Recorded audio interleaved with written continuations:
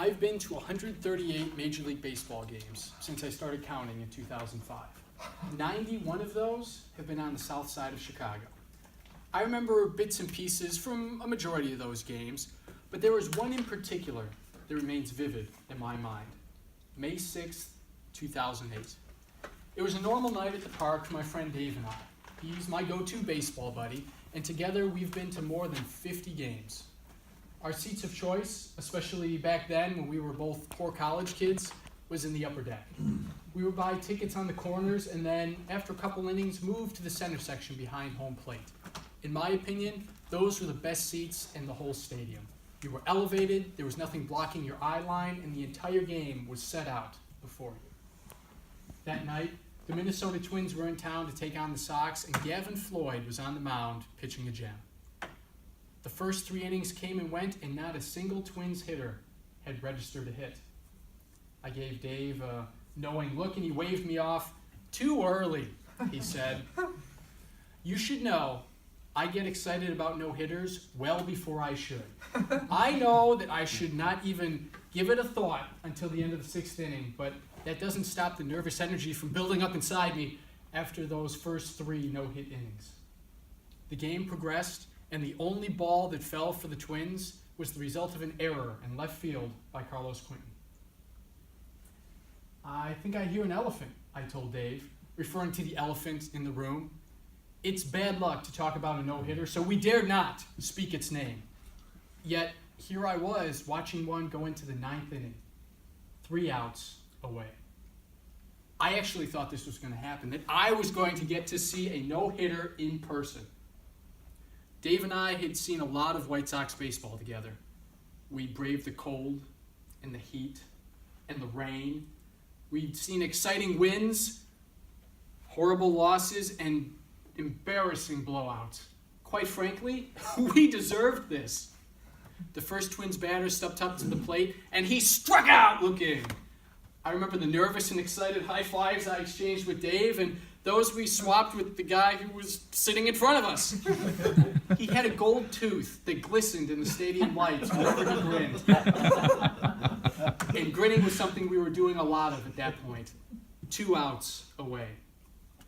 Nothing is ever easy, and for Floyd to complete his historic outing, he would have to face the dynamic duo of Joe Mauer and Justin Morneau, the Twins' 2 best hitters. You know, if Quentin just would have caught that ball and left, we wouldn't even have to worry about facing Morneau, Dave grumbled. No-hitters are celebrated by all fans. It's not uncommon to see an entire stadium standing up at the end of one, even if it's the opponent who's zeroing in on history. But that night, it was the home team that was on the brink. So you know everyone was up. People were cheering and screaming and clapping. My heart was pounding. The gold tooth was shining. Mauer stepped up. Dave tensed up, and Floyd wound up. Ugh. I can still see the flight path of that ball that Mauer hit. That perfectly placed floating line drive that split the gap between left and center field. I remember outfielder Nick Swisher going all out, diving for a ball that he was nowhere near. It was over, and the whole stadium stood in stunned silence for a few seconds. And I reflected on how close we had come to seeing a no-hitter, and I balanced that with the emptiness that was inside me. The Sox won that game, but the bigger story was the near no-hitter. I never took any video or pictures of that game, and I never watched the rebroadcast, but it's still all so vivid. I can still see the flight path of that ball bending into no man's land and feel my excitement vanish instantly. Now let's fast forward to 2012. I am sitting in Comerica Park in Detroit, watching the last game of the season. I'm watching the San Francisco Giants as they attempt to complete the sweep over the Detroit Tigers to win the World Series. Being at the clinching game of a World Series was a huge deal for me.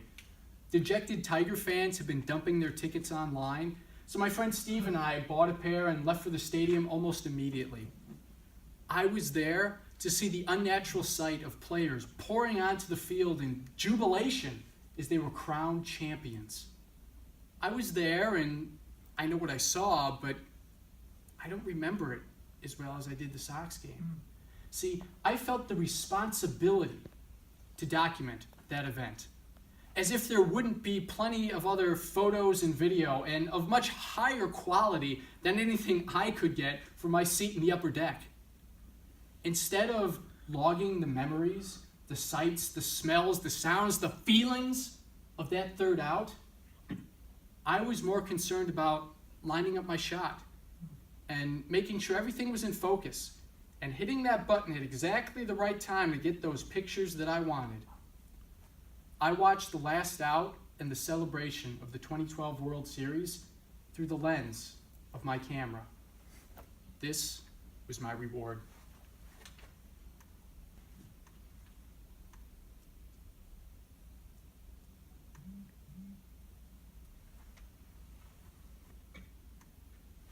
Worth it, huh?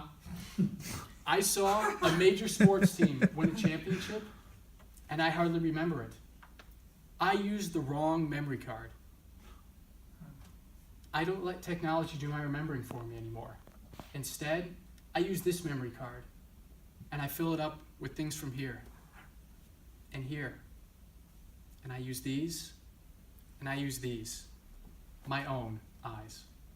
Mr. Toastmaster.